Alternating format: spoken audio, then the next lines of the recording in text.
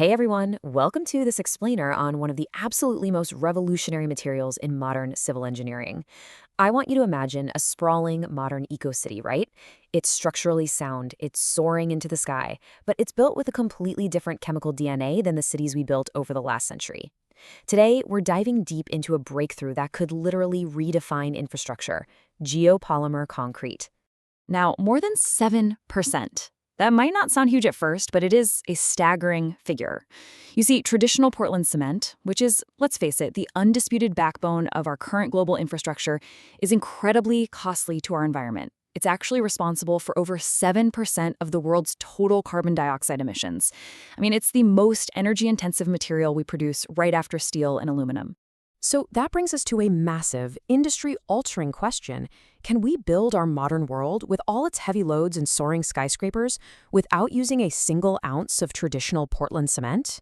Well, the engineering data says yes, and the secret lies in totally altering the basic chemistry of how we bind materials together.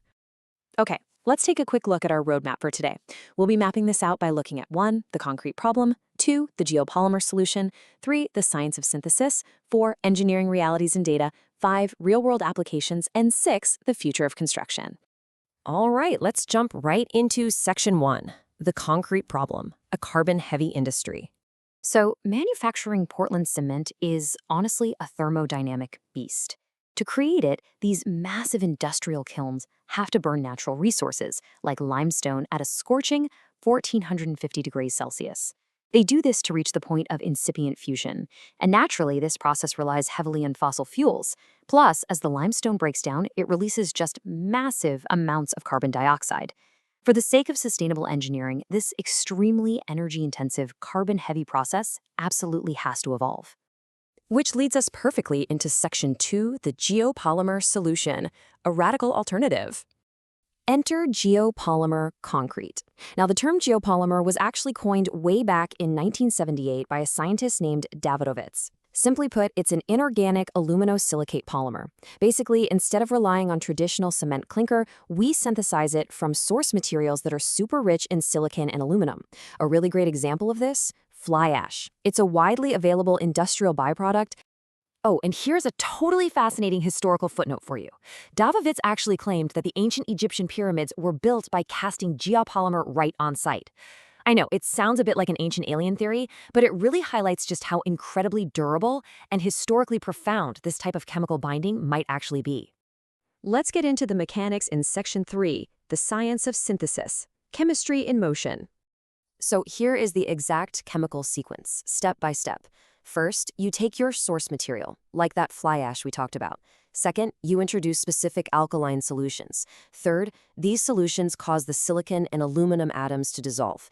And finally, this dissolution creates a really powerful geopolymer gel. You can even apply heat to speed up this polymerization process. Ultimately, it's this gel that binds the loose, coarse, and fine aggregates together to form solid concrete. The absolute crucial takeaway here is the molecular contrast. In ordinary Portland cement, hydration creates calcium silicate hydrate, or CSH gel, to bind everything. Geopolymer concrete, it completely replaces that. It relies 100% on that newly formed aluminosilicate geopolymer gel to do all the heavy lifting. And because of this completely unique chemical reaction, the curing speed is vastly accelerated. I mean, it's lightning fast. While traditional concrete can take weeks to hit its critical strength milestones, geopolymer reactions usually only need a curing period of 24 to 48 hours. That's a real game changer for construction timelines. Moving on to Section 4, engineering realities and data, the hard numbers. Now, what's super interesting here is the direct correlation between curing temperatures, water-to-solid ratios, and compressive strength.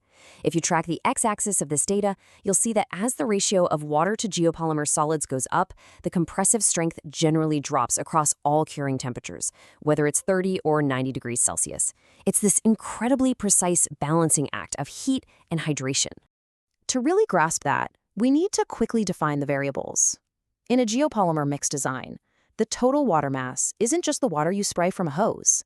It's actually the sum of the water in the sodium silicate solution, plus the water in the sodium hydroxide solution, plus any extra water you decide to add. Meanwhile, the geopolymer solids are your fly ash, sodium hydroxide flakes, and sodium silicate solids. Getting this ratio right, that is the absolute secret to high performance. When you mix it perfectly, the structural advantages are just phenomenal. Lab trials prove that geopolymer concrete has very little drying shrinkage and moderately low creep. On top of that, it has excellent resistance to sulfate attacks and, get this, it doesn't generate any deleterious alkali aggregate reactions even when the alkalinity is super high. It's just a remarkably robust material. Let's see it in action in Section 5, Real-World Applications, putting it to the test. Because geopolymer concrete doesn't dissolve in acidic solutions and boasts incredible corrosion resistance, it is perfectly suited for some of the most punishing engineering environments on Earth. The big one, marine structures. It can handle the relentless corrosive assault of salt water so much better than a lot of your traditional mixes. But even beyond the ocean, its rapid curing time and extreme strength make it ideal for precast concrete products. We're talking essential infrastructure here, like heavy-duty railway sleepers that have to handle the massive dynamic loads of high-speed trains, or underground sewer pipes that need extreme durability to fight off chemical degradation. Which brings us to our final stop, Section 6, the future of construction, building sustainably. The research on this leaves us with an incredibly powerful summary. Geopolymer concrete is an environmentally friendly and energy-efficient construction material with an enormous potential. By totally eliminating the need for Portland cement, recycling industrial byproducts like fly ash, and completely cutting out those extreme kiln temperatures, we are looking at a massive leap forward in sustainable design.